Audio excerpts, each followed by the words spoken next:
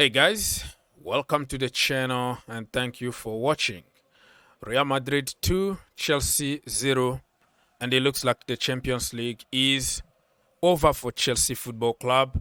But you don't know what could happen at Stamford Bridge, but I'm not going to put my hope on that. So anything that will happen now is going to be a bonus. I wanted to say thank you so much for everybody that was there during the watch along call-in show on Soccer IQ YouTube channel.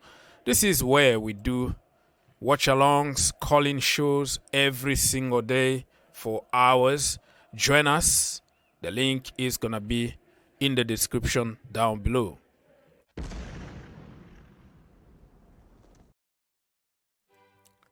Anyways, people, let me just give you a little bit of idea about what happened. Statistics really means nothing at the end, but I just want to make a point. So in order to make a point, I'm going to have to show you what happened, right? 18 shots for Real Madrid, only 7 for Chelsea Football Club. 10 of them on target for Real Madrid, 3 for Chelsea. Possession, 57% for Real Madrid, 43% for Chelsea Football Club. So as you can tell, they dominated at every single angle on the pitch. You have to be honest and say that we were playing for the last 30 or 35 minutes, 10 against 11. And that didn't help at the end when it comes to shot or when it comes to ball possession. But at the end of the day, nobody really cares about the ball possession. So look at this. The team here from Chelsea Football Club, if we are honest enough, 99% of Chelsea fans wanted to see 3 at the back, including me. Only few people said, let's go play 4-3-3 and attack. But everybody said pretty much that we do good with the 3 at the back shape. And on paper, at the beginning of the game, I didn't see anybody complain about anything really. We just become specialists after we lose, and then everybody start complaining. It's always a lose-lose situation for the manager.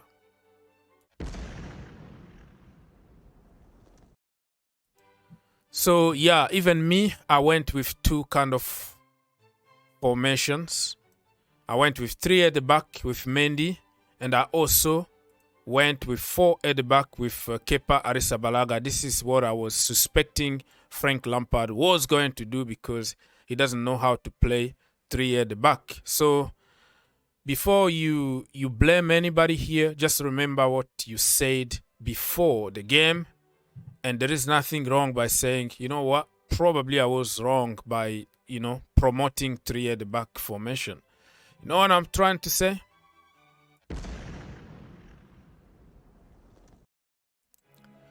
Anyways, my people, this is going to be my talking point / player ratings very quickly because they don't worth our time, right? Frank Lampard for me is going to get 4 out of 10. You can say whatever you want, but the way we look at Frank Lampard is already with a mindset of he's English, he's rubbish, he need to go. But if you start going point by point, putting everything to context, the formation is the formation that what people wanted. And even if he played 4 at the back and we lost, people were going to complain about 4 at the back, so he can't win. But I think he tried. He's not going to be here for years. It's only for 1 month and a half. So he went for a result, and it didn't happen for a lot of stuff, individual mistakes and all that. So I'm going to give him 4 out of 10. Let me go to our front 3 first. Raheem Sterling, 0 out of 10. I didn't see anything. Missing chances one-on-one, missing crosses, missing pretty much everything. Sick and tired of talking about this brother. I was one of the few people who didn't want to see him. It's on the record. It's on my channels. I said, let's go for Gabriel Jesus because Raheem Sterling at Manchester City, the brother misses 99.99 of the chances. But just because City create more and more, that's why he scores goals. But nobody wanted to hear. They say that I had an agenda already. So, yeah, you got what you deserve. So he got 0. I didn't see anything. Joao Felix also. Don't get me wrong. I still want to keep him at Chelsea Football Club. But I am not going to be a cultist. I am going to criticize him fairly. The guy can't score one-on-one. If he scored that goal, if Raheem scored that goal, all the formation that we are complain about Frank Lampard and tactics and all the BS, we were not going to be complaining. The game is completely different when you score the first game, and we didn't take our chances, and it's becoming really a habit for Mr. Joao Felix. He needs to improve. 0 out of 10 from me. Let me continue. I'm going to go very quickly because they don't really deserve my time here. Let's go to the midfield.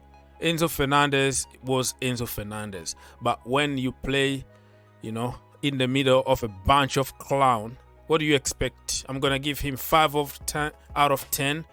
He doesn't deserve. Chelsea don't deserve Enzo Fernandez, to be honest with you. Individually, if I have to go, I can give him even 8 out of 10 because he was one of the few people trying. But because we lost the game 2-0 as a group, I'm going to give him just 5. Same with Thiago Silva. Coming from a long-term injury, I can't be very harsh on him. 5 out of 10. Fofana is going to get 4 out of 10. He tried, but the brother was under a yellow card already after 4 minutes or 5 or 6, I don't know. Remind me in the comment. So the entire game he was scared. He couldn't put tackles anymore, and we didn't have really a strong bench to put somebody. So I understand that Lampard's hands were tied, but today I'm gonna give him the benefit of the doubt. Wesley Fofana is gonna get 4 out of 10.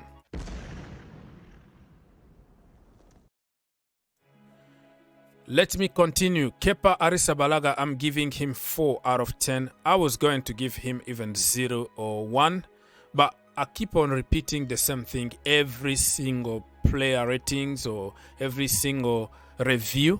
I talk about his natural abilities. He is not tall. His hands are just very short very short arms, just like mine. You can't be a goalkeeper at Chelsea Football Club with this kind of criteria.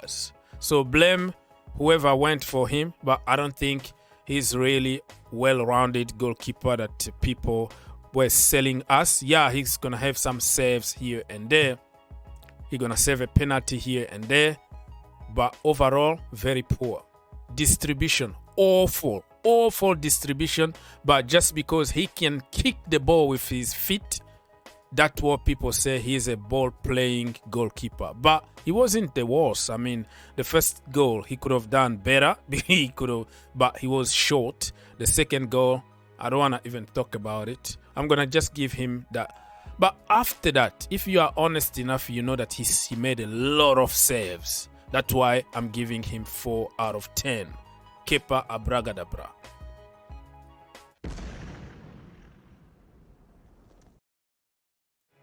All right, my people. Reece James was very poor. He got undone so many times by Vinicius Jr., Rodrigo. Yeah, surprise. He is not in the same level that we know. Yeah, Vinicius got the best out of him. I didn't see any proper cross the way he used to. So he need to improve, but he wasn't the worst. 3 out of 10. Kalidou Koulibaly is going to get 2 out of 10. My brother, I'm so disappointed because we know the speed. I was thinking even that in Europe he's gonna do better, but he keep on flopping, to be honest with you. You see the first goal, it was a combination of errors, a lot of mistakes around, but the last mistake was Kalidou Koulibaly not marking Benzema. So we always make Benzema like the best striker in the world, but if we did our job properly, we did the basics, he was never going to get an opportunity like this. Last season the same, this season we just kind of gifted him goals. So instead of being in front of Benzema, and he was ball watching behind Benzema, and it was the easiest typing ever that Benzema is a world-class striker. He anticipates those kind of movement, right place, right time, and this guy here, Koulibaly, was ball watching.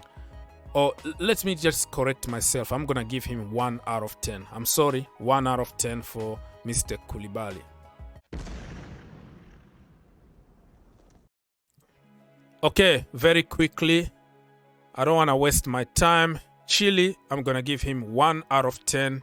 Red card, probably he could have just let it go and see if Kepa by miracle can save a one-on-one. Sometimes it's happened that Kepa will save you, but now missing the second leg at Stamford Bridge and putting everybody else in trouble for more than 35 minutes, I think we could have done better 11 against 11. So he's getting 1 out of 10. Cucurella, when he came on, I didn't see anything. I'm sick and tired of talking about this guy. I didn't want him. I made videos here promoting Lewis Hall and also Jan Madsen. People said, oh, with your English players and academy, they are not good enough. Sell them. Cucurella is the second coming of Jesus. He's better. Come on, man. Sit down. Everything that costs money in the Chelsea community, we think that that is the best thing that never happened to Chelsea. 2 out of 10, headless chicken. Kovacic today, very poor. I don't want to say much because I'll be repeating the same thing. He can't shoot. The final third, he has a blank mind. He gets 0 IQ in the final third. 2 out of 10. Kai Havertz, if I speak, I'll be in trouble. 2 out of 10. All the people that came from the bench, Conor Gallagher, Trevor Chalobah, Mason Mount almost scored the last minute. It didn't happen because of freaking Tony Rudiger, but I'm not gonna give them any kind of mark here. I'm not gonna rate them because they were brought into a KO. The house was already burning. I didn't see anything they could have done to save us. So they were just brought there so we can switch our attention, blame them, and in order to save somebody like Raheem Sterling or Joao Felix. If I forgot somebody here, my friend, I freaking don't care. They don't deserve my time. Give them a rating if you want. I'm out.